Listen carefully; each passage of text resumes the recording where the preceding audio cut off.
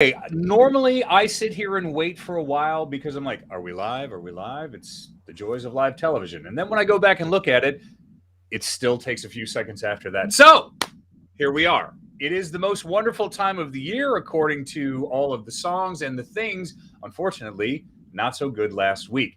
Hello and welcome to Forescout on LinkedIn Live. Today's question, Log4j just broke the world. What happened? What did we do? What can we do? As you know, that on these things, sometimes we like to open with culture, we open with scholarship. Now, I'm just going to be your 10th grade science teacher explaining some things to you, and I'm going to give you this. On December 9th, 2021, Apache published a zero-day vulnerability for Apache Log4j.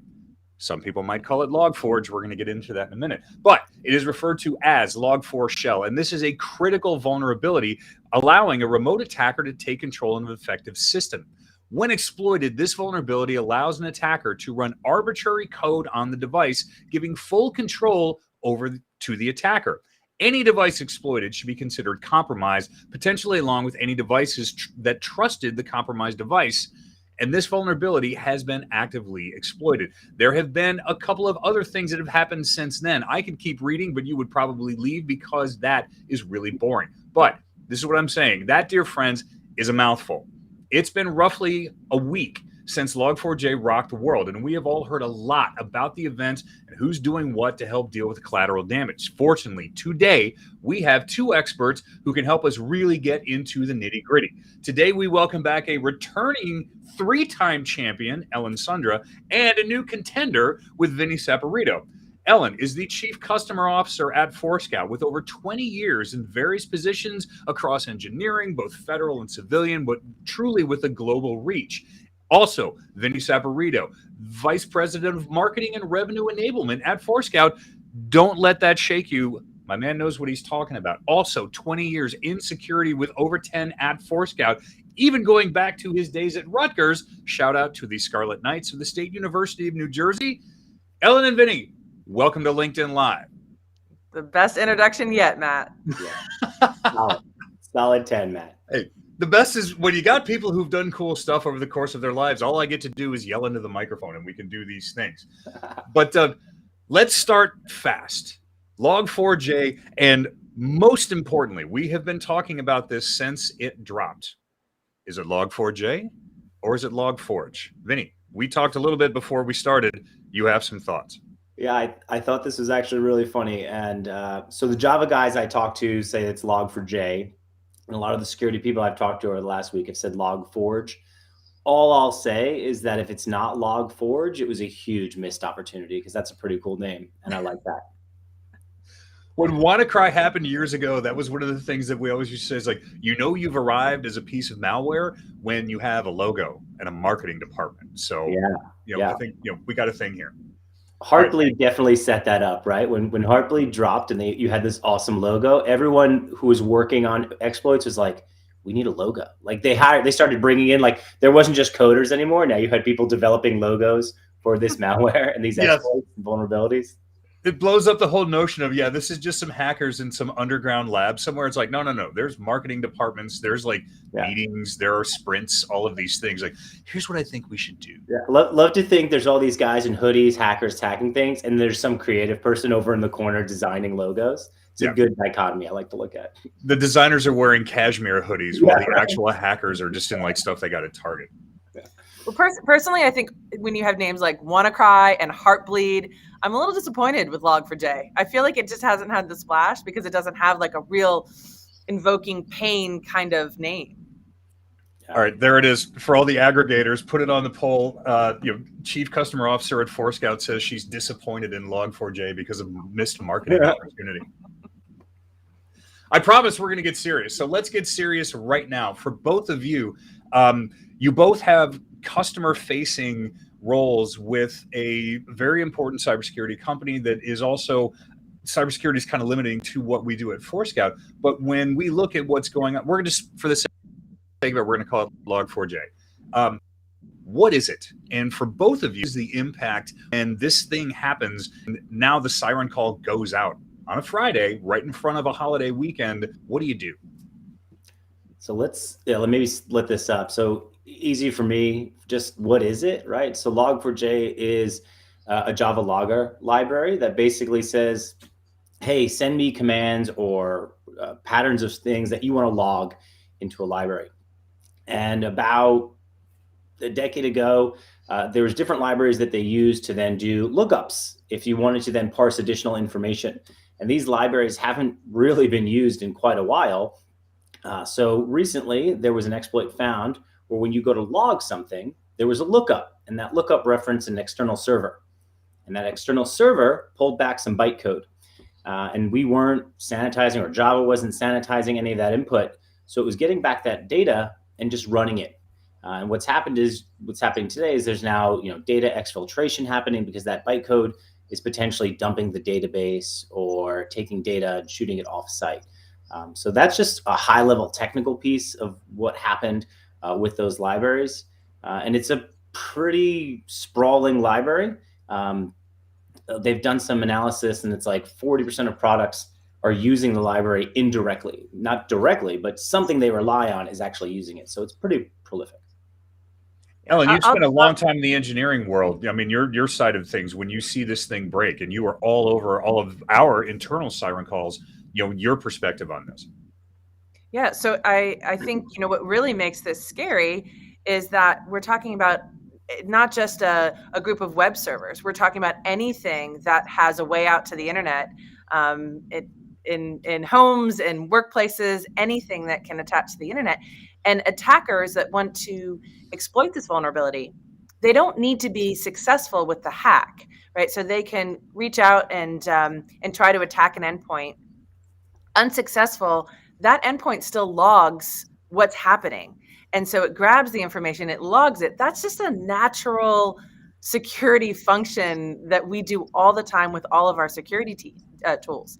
So what's terrifying about this, and not to overscare people, but it's terrifying, is that once we log something, most security tools then pass that logging on to other security tools. So now it can proliferate across an organization pretty quickly if these tools are vulnerable. So I log something, I'm going to send it to my firewall or my SIM or my IPS, IDS, any of those tools that have this logging capability that is potentially vulnerable is now spreading this attack. So that's what makes it really scary, is that we have a lot of things that attach to the internet. We have a lot of things using Java, and it's just embedded in a lot of places. And so that's the scary aspect of it, is how fast it will spread. So this is our teaser for everybody, and we just want to remind you, please come in with your questions. I want to say good morning, good afternoon, good evening to Islam and Anise and Jagam and Hunter and LinkedIn user and Ricardo. So please come in with the questions, but we've got the people obviously here who can answer these things. God, man, I feel like we've talked about this before. It's like there's three questions that we need to talk about. What is it? What happened? What can we do? And that's, how do we queue that up for 60 minutes, for 30 minutes, for 7 hours? There's so much of this to do. But now that hearing both of your explanations, when we want to lay it on the table for our users, but for the world at large who might be tuning in, what does it mean? What went down? Was I not able to access TikTok? Who cares? Was I not able to access, my fetal heart rate monitor? That's a little more important. So when we look at the impact and what is this spread across, when we ask the question, what happened? What is the overall impact as we look at the different verticals of people who might be involved with being, I don't want to say breached, but having to deal with this affected vulnerability? It's a good question, Matt. From what happened from like an output perspective, I think the issue is we may not know for a while, right? So what's happening now is you've got this initial vulnerability, and now you've got dozens, if not hundreds of eyes on this code base that's now pulling apart this code base that hasn't been looked at in over a decade. So I'll use this to kind of answer Hunter Corey's question. How many patches does Forescout plan on releasing? As many as we need to, Hunter, because what keeps happening is they're taking apart this library and they're finding new vulnerabilities. Just one got announced today around Lua. So initially up front, I think that the industry reacted well. We got together. There was a lot of efforts. But I think this is so widespread and prolific that it's going to take a while to uncover everything. People don't really know what's in their environments to really identify this yet. And then as we just stack on vulnerability, unfortunately through the holidays, it's going to get tough to try to track this down. So I think we may not have seen the whole entire effort of this yet. Ellen, this may come off as a shameless plug, it may not, but when Vinny says we need to know what's in your environment, how do we know? I mean, we're talking about some of these joints, whether it's hospitals or retail establishments, and just have this massive network of mobile devices, wired, unwired, connected, disconnected. Like, how do we even know in order to find out what we don't know about what we thought we knew? Yeah. Well, I mean, this is really anytime any type of event like this happens, the first step is always to assess your risk to this vulnerability, right? And your leaders, for security professionals, your leaders are going to come to you and say, what is our risk, right? Where are we vulnerable? And to be able to answer that question really quickly is critical. I do want to make one comment on the impact side of it. When we think about the impact, we think about outages. Like AWS had an outage last week and everyone was like, what's happening here? Yep. And now we're going to question when we go to the airport and there's an outage, like you're always going to be like, what is really happening? So it's hard to quantify the impact without really knowing what's happening behind the scenes. But I do want to give a shout out to security professionals, because when we look at the impact of this, a big part of it is that people had to drop what they were doing on a Friday afternoon during the holiday season, drop what they were doing and start assessing where their risk was. To your point, like, this is an important question that we all have to be able to answer. And so this impacts things like, other projects. I know we all have to make a decision and prioritize what projects are we going to put on hold, because we need a lot of resources to go out and assess our risk and then start patching. So there's an impact internally to other things that we had going on within our environment and within the organization. But having that visibility, knowing exactly, being able to answer that first question is, what is our risk, is critical. And it's really step number one in every best practice for security frameworks, is knowing what's on your network. Obviously, Forescout does it really well. So for our customers, we were able to immediately help them start assessing, where do you see, do you have a good visibility across everything that's connecting to your network? And then you can start to assess which ones might be at risk. John Paul, I see your question, and it's actually kind of leading us into the next thing. So give us a minute, and we're going to come up on this. Same also with Damilola, which is a fantastic name to say out loud. I hope that I got that right on the first time. When we look at this as a company, Forescout, we are, among other descriptions, we are a security company, and we are very involved in what is happening. But like, what did we do? We're not immune to this. We use the type of technology that is affected by this. So both of you, given your storied histories in the industry, you've got your first thought is our users, our customers, what do we do? But also, holy crap, we got hit by this too. So what happened internally? And then how did that affect? You got to love how I'm always throwing three questions you guys at the same time. Let's do that one first. Internally, we got hit the same way everybody, I say got hit. We have to deal with the same way everybody else does. What does a security company do when these types of vulnerabilities pop up? Yeah, so this one is, I don't want to say unique, it's happened before, but usually what happens is our immediate thing is we look to external for our customers for these situations. Hey, there's a vulnerability out there. How can we help our customers? We kind of had to do a weird thing where it was like, in an airplane, right? We had to take care of ourselves, put our oxygen mask on first before helping others. And we had to go internal, look at our security team. We had to assess, what's running this library, what's internal, what's external facing, what pathways do devices have. So we got together product and our internal security teams. We assessed the situation. We assessed outside vendors. And then we started actually developing tools to try to analyze, detect, and remediate against this. And what's actually really cool, Matt, is we took those tools and we're actually giving them out to our customers as well. Now that we've got our oxygen mask and we feel confident, we're taking those tools and we're releasing them out in what we call a security policy template, alongside our threat libraries in our products platform.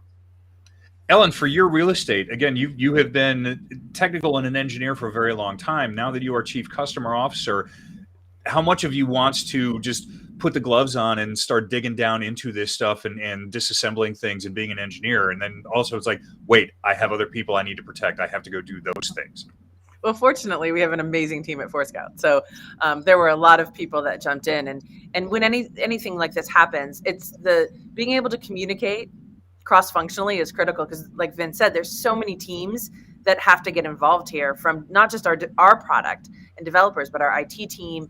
And then for me, one of the most important pieces is how do we communicate to our customers, because they need to make decisions on how to prioritize, right? We recognize our customers have a lot of security tools out there, and we wanted to try to make it as easy as possible for them to understand immediately where was Forescout at risk, how are we going to help you, how are we patching, and so that communication became critical, in that we wanted to communicate to our customers immediately and make sure that they had the amount of data to make an educated decision on how to prioritize.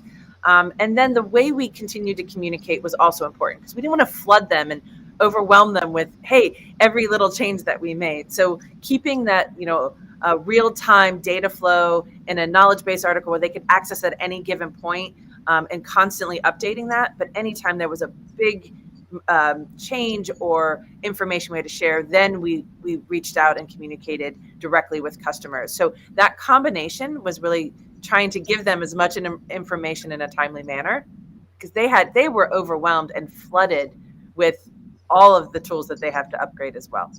Well, and it goes back to Hunter's question. It's like, how many patches are we going to release? We can't keep up. So we're giving our information out there, and so is every other tool that they are using. So for both of you in senior leadership positions, how hard is that? How hard is it to do the internal work that needs to be done to make sure our ship is sealed, and then how do we translate what we just learned from making sure that our boat isn't sinking to get over to all of the other boats that we are involved with to make sure that they also can stay afloat? Well, there's certainly people you need point people, and we were very fortunate to have a few people, actually both within relatively new roles within Forescout, that in our product ops team, just having, we have Owen Johnson who's running that and coordinating it on our side. You also have on the support organization, because we have customers calling, opening up tickets. So having a really strong support leadership that knows how to take control.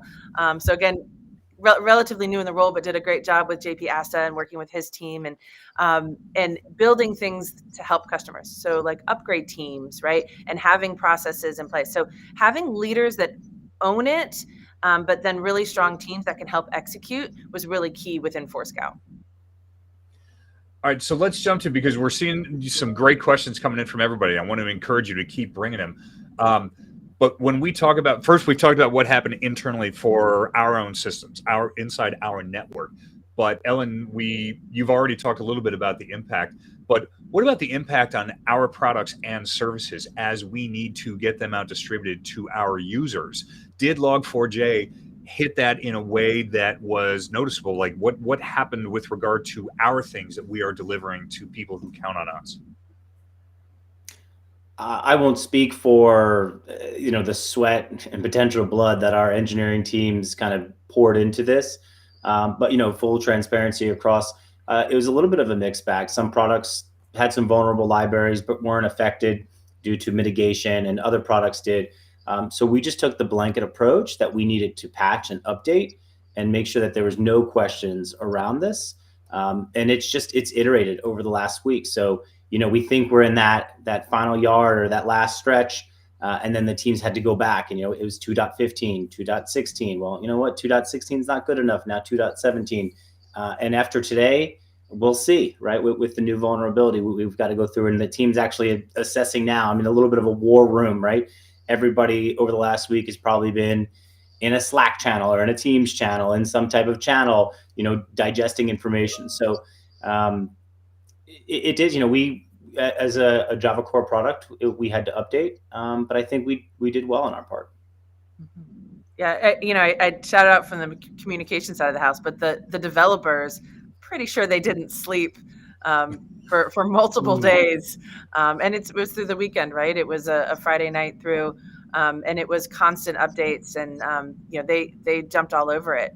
And that's also a coordination that has to happen, right? We have developers that are fixing the code, but there's new information that's coming in, new vulnerabilities, right? We had 2.16, then it was 2.17, and so it's keeping that all and keeping focused on that it's a big endeavor. Every type of attack or breach or vulnerability is a challenge. What is it about Log4j that made this one so widespread and such an issue that, as you, Ellen, you just said, it's Friday night. It sucks for everybody. It's time to go to work. We'll see you on, I don't know, maybe next Friday night after the blood and the sweat and the tears and everything else. Can I just, Vin, I want you to comment. Personally, the way it came out to me, yes, on a Friday, holiday, Minecraft. I mean, when you put all these pieces together, 0 day. Oh, I forgot about Minecraft, right? Yes, let's add that to the pile. It is literally the making of like a cybersecurity movie, the drama. But yeah, I definitely think this timing and the way it came out is a big impact. Sorry, Vin. No, it's a great answer. Well, I'm very empathetic to our efforts in doing it, but it's just, if you think about good practice of well, let's not say good practice, but you just think about a core component of building an application. I should log, right? If I'm a Java developer, I need to log these things. It's just common nature. So it's just across so many different platforms, and then you add in the fact that Java doesn't deprecate libraries, right? That's why they're so compatible. That's why they can back compat so much stuff. Your grandma could have wrote Java code 15 years ago, Matt. It's still going to run today because they don't deprecate anything. I'm pretty sure my grandma could not have written the Java code for it. It's been around long enough. She might have been. It's been around long enough. But that's what it is. So they don't deprecate any libraries, and this library doesn't necessarily get used today. And with technologies that we have with APIs. So unless you were explicitly going in and disabling this library, it's just in a lot of code. So when something like this hits, it's going to come in waves. That's the part that I feel real bad about is these next couple of weeks is all the security people really start to take a look at this code. We potentially could have a couple more vulnerabilities in this stack. On these shows, my general role is to play Forrest Gump, and you two being the experts are Jenny. You have a way of explaining things so I can understand them. For our Gen Z viewers out there, it's on Netflix. You'll find it. I'd rather be Lieutenant Dan because I think he taught him a lot of lessons as well. Oh, okay. I didn't want to just say Ellen is the blonde woman, you're the dark-haired man. We don't have to do these roles. But why do we care? I know that's a broad-reaching question, but like in my daily life as a citizen, you mentioned my grandmother. I'll offer you my brother, who is not in this world, but he is in a world where technology is part of maybe a second or third degree removed from what he does. What is the impact? And I feel like that's a word we're going to use a lot on the regular citizenry, because we tend to get wrapped up in a bubble. It's like, oh my God, this is the most terrifying thing ever. It's like, yeah, you know what? COVID, war, famine, maybe not so much. But I don't feel like that's really given this the type of oxygen that it needs. Yeah. No pressure.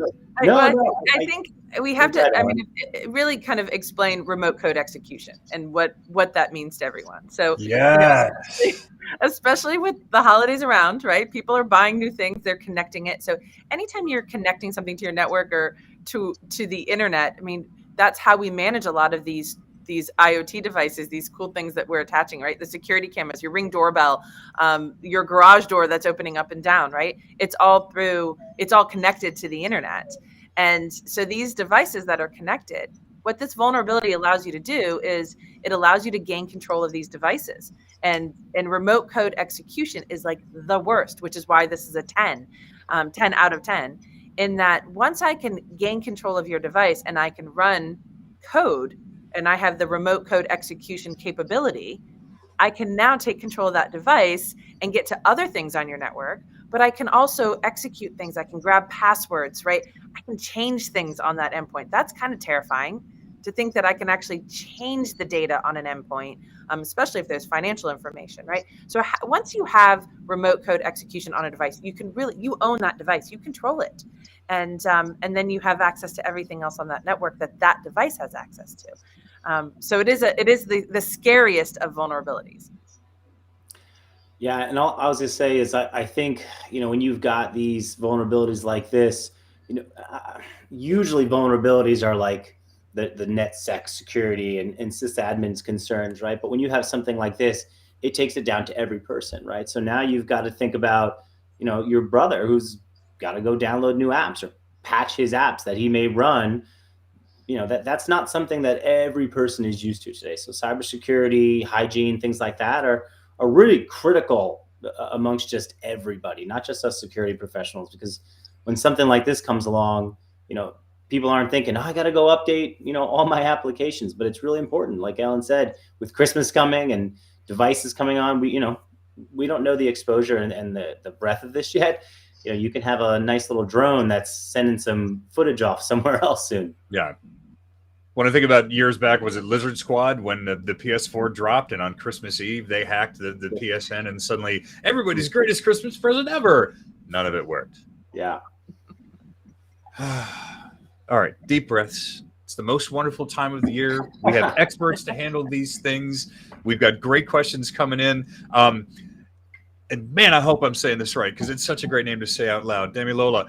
One of his questions earlier on was, does this vulnerability classify as web or mobile? Is it both?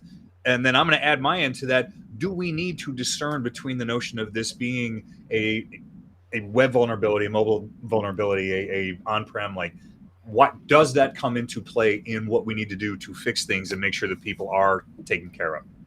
Yeah, I'm not the authoritative source on this, so I'll put up my best effort. But I classify it, to me, it's like a supply chain issue, right? The issue is that it's just embedded in different things that you're unaware of. You don't know what your software libraries are using, and then tangentially, you don't know what libraries that software is relying on. So it can sit in web, it can sit in mobile devices. I mean, Java, the core concept behind Java is portability, right? It can run on anything.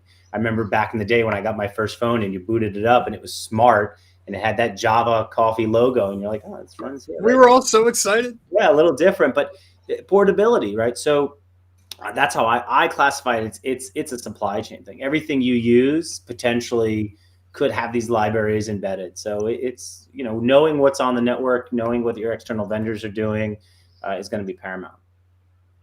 Ellen, you and I have previously talked about the notion of the SBOM and the DBOM, the supply bill of materials, the software bill of materials, the digital bill of materials. How much can we learn from this in order to continue to push the notion of a true global SBOM and DBOM, and will that help? I mean, it should. It brings awareness, right? Just trying to answer that original question of what is our risk. We just don't know, and a lot of vendors don't even know what they're running, right? This is the same problem that we talked about on our former LinkedIn Lives with the TCP/IP stacks on these IoT devices, right? All of these devices that we're connecting to our networks, they're designed to be as easy as possible. Take them out of the box, plug them in, and they just work. And security is just not built into them. And so, this Java is part of that. Like I said earlier, to manage the devices, we connect to them. I want to be, sitting watching my son's basketball game, and I want to be able to see who's at my doorbell, right? So I am going to connect across the internet to my Ring, or as I mentioned, my garage door, or my thermostat, or whatever it might be. That requires internet access, and the easiest way to do it is we're throwing, Java on there, and there's not a whole lot of security built into it, and then there's no software bill of materials for a lot of these devices. So even when you go back to a vendor and you say, are you using it? Many vendors, especially these IoT devices, they can't answer that question. All right, I want to put a pin in the notion of watching your son's basketball game. We're going to get to that to close the show, so let's not forget that we want to talk about that. And my cool quip right there just totally blew my follow-up question out of my head for this thing. Well, we were talking about software build. Yeah. The SBOM and the DBOM.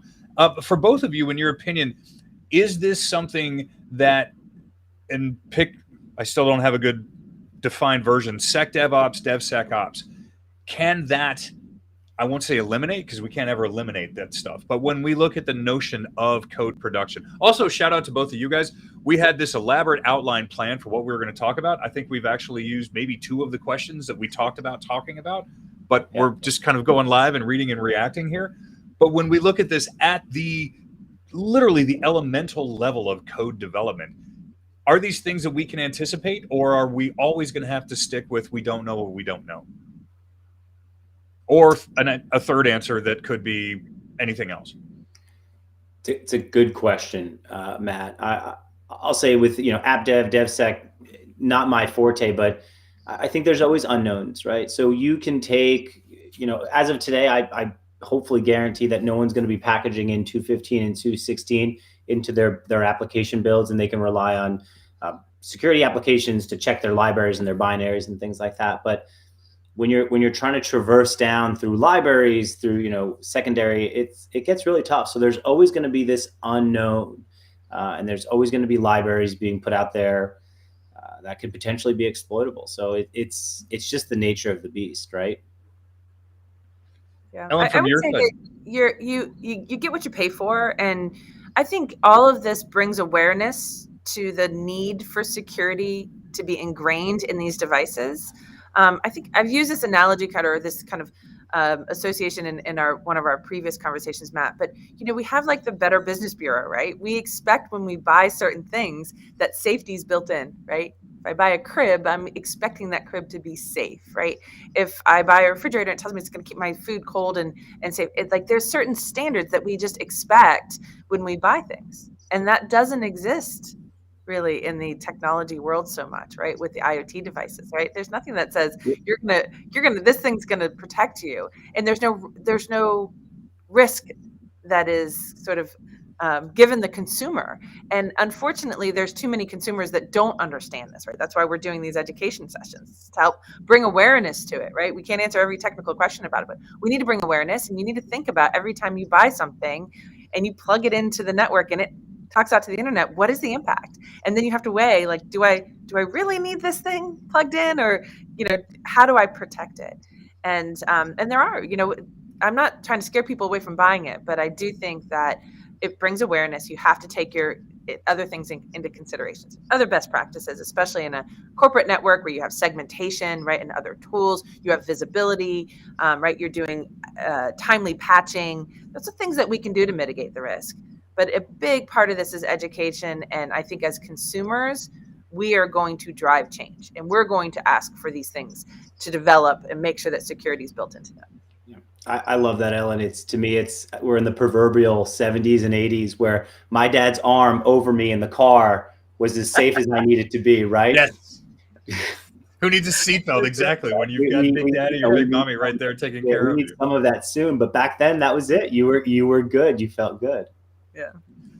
Is this something that there is a discernible difference between the effects on consumer products? Ellen, you mentioned Nest and Ring, and not that those are two like specific ones, but those are the retail brands people know. But we are now buying so many things that are connected. But then, let's also not forget about things like, I don't know, the power grid and air traffic control. Is this a more likely attack vector for a particular area? Well, let's not forget Mirai botnet, right? Well, yes, because things aren't horrible enough. Let's not forget that. Well, let's not. Let's learn from that. As a consumer, we bought things, we plugged them in, and they became the catalyst for that, right? They were now that launching point for millions and millions and millions and millions of devices, right? And I say that because now it's Mirai botnet's still out there because people don't change their passwords, right? We don't take this simple thing. So yeah. But I think again, we as consumers, we have a level of responsibility as well. So I would just say anyone watching this that you don't ignore that patching and those updates. How much pressure does that put on the average? Matt's head start to think about every device in his house and whether he's changed the password or not, Ellen. For a moment you mentioned, he just kind of looked up and was like, "Oh yeah, I gotta get out of the house. I'm just looking around my room. How many things might attack well, me?" Well, certainly when it comes out of the box, we should, right? How much pressure does that put though on mom and dad in like Central Illinois or Southern Italy or Western Sudan, where it's like, oh, this awesome thing. Wait a minute, it's gonna leave me open to them stealing everything I have from me. Like, is there a way that we can develop the next versions of, not to put too fine a point on it, everything?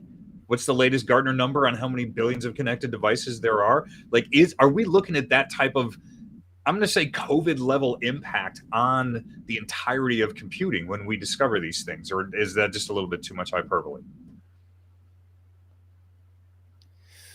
It's a Yeah, good. who wants that one? Go ahead. It's a broad No question. problem. Oh, wait. I'll take it back to Ellen's thought. Right, it's it's kind of a cat and mouse game until some of these things come baked in with the security that we need on IoT devices. Right, it's a lot. I'll take it. It's a lot for those people that you mentioned to be concerned about day-to-day security. I think we've got to teach that, and we've got to foster that. Change passwords. Make them complex.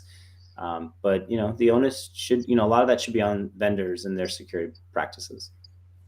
Well, then let's put the onus on us. What did we do? I mean, if we're going to be coming in here, I'm not saying that we are preaching, but we are offering up expertise from some of our leading experts. So what did Forescout do in order to work with both our customers, but also then to provide information to the industry at large? Yes, we would love to have all of the people that we want. We don't. But we would also like them to benefit from our experience, our customers' experience, and how they can get better at these things. Yeah, so we talked a little bit about earlier today, right? We put our mask on first. We did an internal assessment. So that consisted of, hey, look, we've got to look at everything that's on the network, all the software, kind of did an inventory of that piece. We looked at the flows across those devices in case we found anything. We can understand the exposure to that. And then lastly, we wanted to make sure that there was nothing out of whack, right? What's a baseline of going on, and in that. We looked external to our vendors, our licensing platforms, our people that we work with, and we did all those checks. And we did pretty quick. I'll give it to our internal SecOps team. I'll give it to our IT team. It was a long weekend, and I was just on the outside of that. So I really give them props. But then we took that and we rolled those out into customer-facing artifacts. So like I mentioned before, we've got our security policy templates that our customers can take down, scan their networks for potential vulnerabilities, the Log4j library.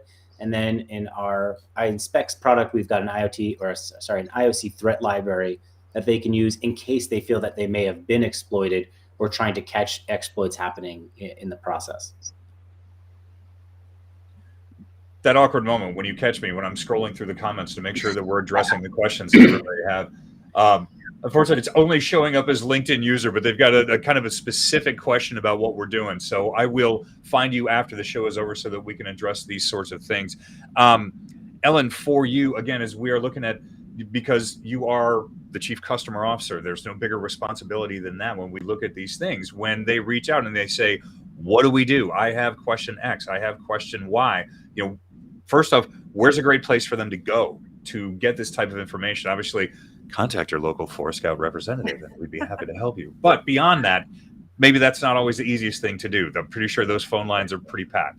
Yeah, and I give also big kudos to our support organization who fielded a lot of calls. We were getting calls from customers. I mean, the moment it went live on Twitter, we were getting calls, and to handle that very professionally and calmly. So yes, the support organization took a lot of calls, but ultimately there are limited resources, right? So what we did was we immediately built a landing page. So again, when I mentioned earlier, like the cross functionality of all these teams coming together, the marketing team had to get a landing page up and running. We got a blog immediately so people could understand what the vulnerability was and what we were doing about it. And then we had the knowledge base article. So all of our customers have access to our knowledge base. We have a very active, live, real-time knowledge base article that has everything that we're doing currently and also expectations. So I mentioned this earlier, customers are trying to plan a lot of upgrades with a lot of tools, and it's important that they understand exactly when they can expect those upgrades. So for instance, we were working on 2.16, and then they said, oh, no, you have to go to 2.17. We wanted to immediately get that out there. We put that in the knowledge base article so customers could start planning on that. So yes, Forescout customers should have all of the information at their fingertips. Hopefully they don't have to bottleneck it by calling up support. It's all there. And of course, if there's any issues, they certainly can contact us directly. What do we learn from this? Like, let's start with Forescout specifically, but then both of you being industry veterans, the industry at large, as we see these vulnerabilities that have been there for a long time and somebody's just now figured out how to do that. Are we as an industry doing any type of retroactive digging into these weight-bearing pillars of tech and looking for these things, whether it's bug bounties or whatever? What can we come away with this and say, this actually turned out to be a good thing because X. Trying to find that silver lining, Matt. I think so. I think, hey, it's Christmas, Theo. It's the time of miracles. That's a diehard shout out for those who I think, I think these exercises, they we look for the silver lining. They make us better, right? In the sense that, okay, afterwards we do postmortems. We look at what happened, what we could have done better. And you learn from that, right? So are there any direct lessons? Yeah, I mean, you got to be prepared for situations like this because they're coming. So, knowing exactly what's on the network, what that impact is, being able to respond quickly and agile because it's an ever-changing terrain. I think those are going to be lessons learned, but I think it's going to be important that people look at this over the next couple months and say, hey, how do we prepare for this better if it happens again? And just like every other previous incident, we've gotten better, right? When Mirai launched, we should probably change these passwords. We should probably segment these IoT devices, and those things get better. When Heartbleed back in the day, we should probably put these behind proxies, So there's outcomes that happen from this. I think we'll find those out in the next couple of weeks. Yeah, I would like to highlight also our research team within Forescout. Obviously, Lisa and I have been on your show multiple times, but that's one of the things that they're trying to do as well. I think as an industry, we're trying to get better and highlighting some of these vulnerabilities and then using proper disclosure. Right, there is a way to properly disclose these vulnerabilities without this fire drill that this has created. So I think we, as an industry, we have gotten better about that and trying to be a little bit more proactive. But I'm guessing there's a lot of organizations out there, including Forescout, that this has uncovered maybe some warts in their processes with incident response. And this is a great way to take this opportunity to make sure that you have full visibility before these things hit, right? This is the time to say, I need to know 100% and feel really confident that you know everything that's attached to your network. And then you have to make sure you have this communication lines and the communication between your tools to automate this as much as possible, in particular patching. So there's a lot of things that we can fine tune when these things happen. I'm going to ask both of you now to kind of dig into your feelings here. We're going to get vulnerable with everybody. So audience, get close, gather around. And this is for both of you. Do you feel that as an industry, we do a good enough job in examining these types of events, whether it's Heartbleed or WannaCry or Sandworm or NotPatch, anything like that, where we are companies that are going to be vulnerable and going to be attacked the same way that our users are? Do you feel that we tend to get that dissociative thing the way a surgeon might with a patient, where we need to fix them, as opposed to looking at our own practices? And Ellen, that's the reason I'm asking is you mentioned something along these lines. So are we doing a good enough job protecting our own house in order to find inspiration to protect the houses that we've sworn to protect? Yeah, that's heavy. So, everybody light the incense, pull out your kombucha and enjoy this one. Yeah, I think we're all learning and evolving. And I think, some of these vulnerabilities are shocking because we don't think about it. So I think that the easiest for me is kind of fall back on some of these IoT, the TCP/IP stack vulnerabilities that we've gone through with all the Project Memoria through Forescout and check it out at forescout.com. Yeah. Project Memoria. I think it's we just sometimes you don't know what you don't know, and these types of opportunities make you start realizing like, we do need change. So, the software bill of materials, I know it keeps coming up, but this is such an important part in evolution that we need to have the information when these kind of things happen, because it is unfathomable that, this is it's a log. Like I said at the beginning of the session, like this is logging. You do logging to be secure, right? To watch things, like to fix things. Like logging is a really good thing. And now it's turned and bitten us. And we would have never mistrust logging, right? So I think it really does make you rethink about the tools that you have and security and making sure that we're prepared when stuff like this, it's going to continue to happen. It's just how prepared are we? I could say at Forescout personally, being at Forescout so many years, that our evolution and the way we responded to this is 1,000 times better. Every time this happens, if you look back, like what happened with SolarWinds, and you kind of go back to these other big ones, how do you respond? And at the end of the day, you just have to get better at, and as long as you're getting and improving, that's progress. And so I would, to answer your question, yes, I do think as an industry, we're getting better. I don't think we'll ever be 100% there. The bad guys will always be one step ahead. Well, and for both of you combined, you've been at Forescout for over 20 years. You've got over 40 years industry experience. So that's, you know, the good thing is you can see both internally and externally. And I have to do that horrible. Got the cough button in time. Sorry about that. Vinny, what about on your side of things? You know, again, you've got to tell the story, make sure people understand what is happening here, and somebody's going to stand there and kind of shake their finger, just like, well, what are you doing?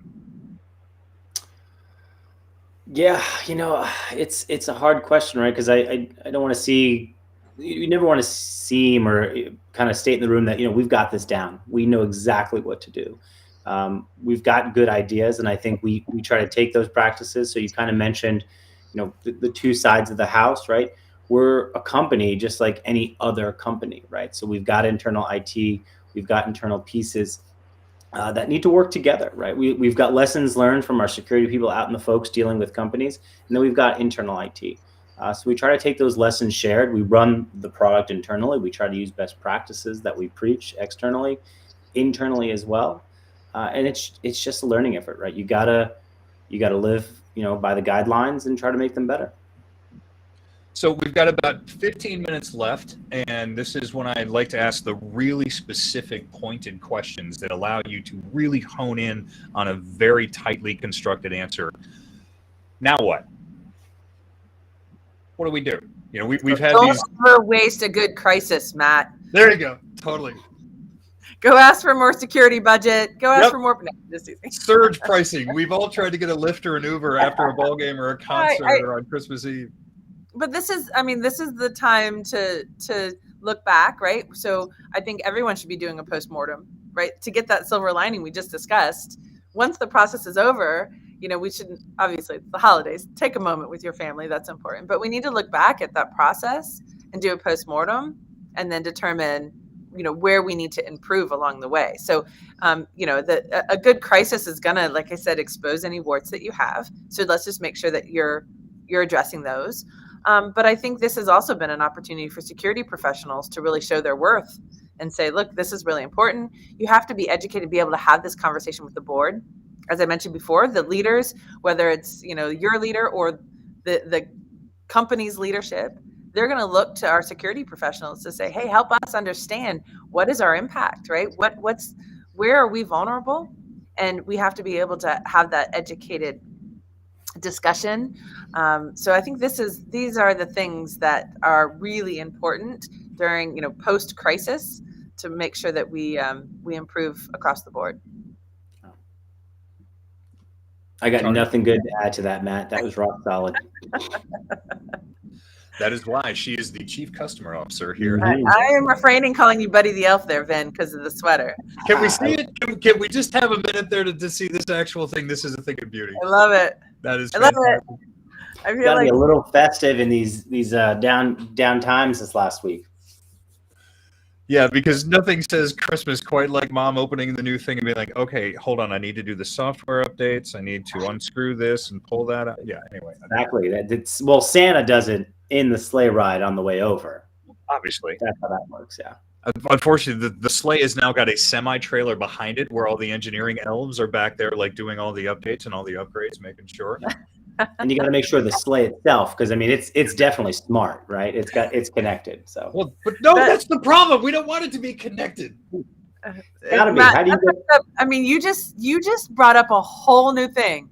Christmas morning is now going to be spent upgrading whatever you've given your kids that connects to the internet. Everyone should plug it in and upgrade it. So your Christmas morning is now shot. It's the new version of mom and dad having to like put together the dollhouse or anything else or the Death Star. Now it's all, hold on, I'm doing the upgrades. It definitely is. No one's been more upset as me as growing up through the 90s and early 2000s where you get a new video game console or something and you're so excited to play it and you plug it in and it's like, well, you got to wait for about an hour or two to update this. But yeah, you know, that's what we need to do. And as someone who has been playing Avengers for a while, that's the worst. When you go to plug it, it's like, that's a 44 gig upgrade. It'll be available in 67 minutes. I'm not going to lie. My kid on the Christmas list, and granted he's a teenager, one of the items was FiOS. He wants upgraded internet. I was like, how does Santa bring upgraded? How do you put that in a box and give it to your teenager? Santa's got subcontractors. Don't worry. No pressure on Santa or Santa Claus or Krampus or whoever is bringing things in for everybody. But yeah, can you just bring me faster internet, please? All right, a little bit of leadership corner here. We got about 10 to go. Obviously, this is we already have the answer from last week, but Ellen, I've addressed you with this one a few times before. Where should we be paying attention that we may not have in? And Ellen, of course, you fell asleep on the job because you didn't say last time you were on the show, we need to look out for Log4j. So here's your chance to redeem yourself. Yeah. Well, the information's everywhere. I laughed a little bit about my kids and my teenagers, but when my kids sense a lot of stress, especially when we're working over the weekends and we're jumping out for phone calls, my son did know what Log4j was. And I was like, how on earth do you know? And he said TikTok. And I was like, really? TikTok has Log4j? Wow. I went and searched. There's actually some really good informative TikToks. It's 2 minutes on what it is. So now I have a whole different answer. Like it's just everywhere. The information's out there everywhere. But I think it's knowing what it is and the impact is one thing. I think getting the information from your vendors is probably the most important, making sure that you have vendors out there who are being responsive, and you should expect a lot from your security vendors, but that information should come directly from them.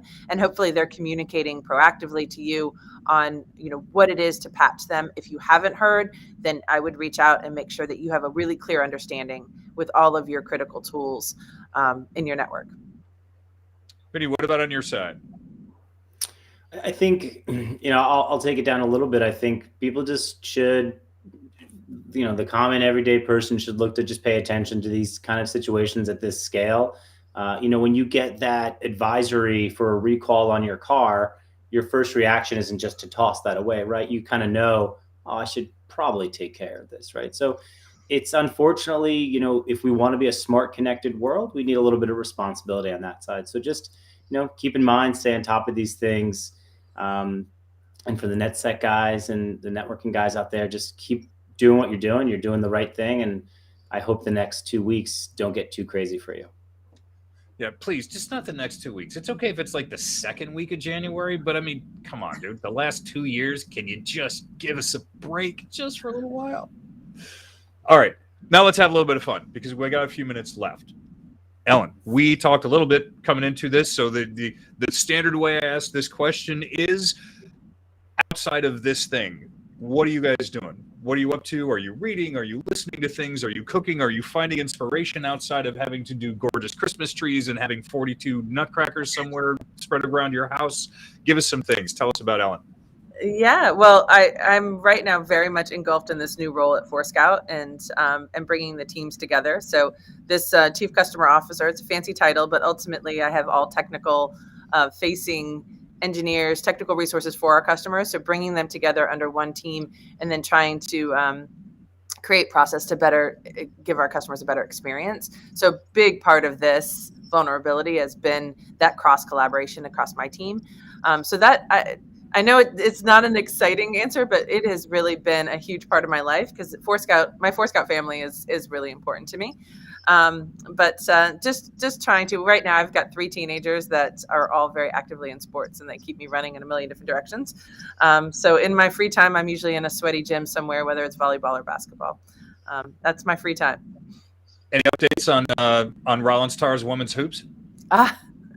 Yeah, unfortunately, I don't get to follow them as much as I'm following my own kids, but I always keep an eye on them. Yeah, it's alma mater, obviously, and will always have a special place in my heart. There we go. Vinny, what about on your side? What's happening?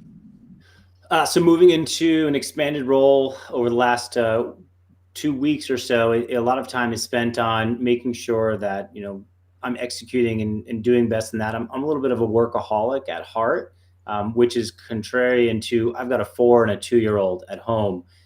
So, life is fairly chaotic, but I love work and what I do. But, when I'm not doing that and I'm not listening to security podcasts or things like that, I've recently started to try to tune out and do listening to Smartless, which is a podcast by Jason Bateman and a lot of the guys from Arrested Development. That I love that. I can sit away and and just kind of zone out for an hour or so, which I find very cathartic with everything going on. We specifically chose this layout so that you didn't see everybody's background, but trust me, there's a lot of fun things happening in both of these houses because they are security people and they take care of their SecOps. They're not sharing you, but I will tell you, they are very cool. For everybody that's out there asking questions, some of these are a little bit on the nose and specific for this. We will get you connected with the people that you need to. So don't think that we are not seeing or we're blowing you off. We just want to make sure you have time to make sure you get your questions answered. So one more time, both for Ellen and for Tony, if people are looking for you out in the world, if you're doing social media, if you've got events coming up, speaking engagements, anything like that, if you're going to be at Whole Foods on Thursday, where can they find you? Tony, let's start with you. You mean Vin? You read Tony? Yeah, you're reading Tony. I got too many Italians in my life. Come on. So you could find me on LinkedIn. My LinkedIn should be linked to this as well. I'm not very social. I think I need to increase that social thing. I think about my last time I logged into my Twitter, could have been a while ago. Could have been a different CEO probably. But yeah, you can find me there or on Slack. I'm on a lot of different channels on Slack relative to Forescout and other communities as well. And he has a massive sweater collection, so make sure to check him out there. That's actually, they're hung up like jerseys around the room. That's what you can't see. We're stuck with this small framing, but yes, it's nothing but awesome sweaters in every direction. Ellen, how about your way? Well, I will tell you, I did do a call with all my nutcrackers behind me today, and it was with the Asia Pacific. And the guy looked and he said, "What are those creepy characters behind you?" And I was like, "Okay, I'm not doing the call with the nutcrackers behind me. We're going to move to the Christmas tree." Okay. I'm a LinkedIn person. That's completely out of context. Do you have to give us a little more nutcracker information, please? So my kids all get a nutcracker every year. So 50 nutcrackers between my 3 kids, and I usually behind the kitchen table, they're all up on a shelf. And so whenever I do my calls from the kitchen table, they're right over my head. And it definitely freaks people out that are not nutcracker people. Yes, for the non-nutcracker culture out, there's like, what are those again? Yeah. Anyway, they're looking for you for serious things or nutcracker things. I'm a LinkedIn person. I love LinkedIn, not only because it provides a lot of good information for me, but I love keeping in touch with the people that I've crossed paths with throughout my career. So I loved it. That's my primary place is LinkedIn as well. I will say, I'm going to work on getting my dancing TikTok up and running for you, Matt. Okay. Dude, if we could do the interpretive dance version of how to deal with Log4j or the next thing, or even, here it is. I'm hosting the Battle Royale. One of you is Log4j, one of you is Log4j, and it's a dance-off to decide which one wins. But you get to pick who gets to be who. Listen, I've seen Vinny dance. I got this hands down. Ooh, those are big words. I'm going to say let's come back to this one. If it was karaoke, all the money's on you, my friend. You guys all hear the glass breaking of the gauntlet that has been thrown down. I cannot think of a better way to close this out. That is it for today. Please make sure to come back, keep questions coming inside of this thread. We're going to address the ones that we didn't get to in time. You've already heard that our 2 experts have voluntarily given up, said, yes, please come and see me on LinkedIn. I will work with you and help find out whatever it is we can do to solve your problems. But we're going to let all of you go out about your day because there's a lot of stuff going on. And I heard there's a holiday this weekend and maybe next weekend too.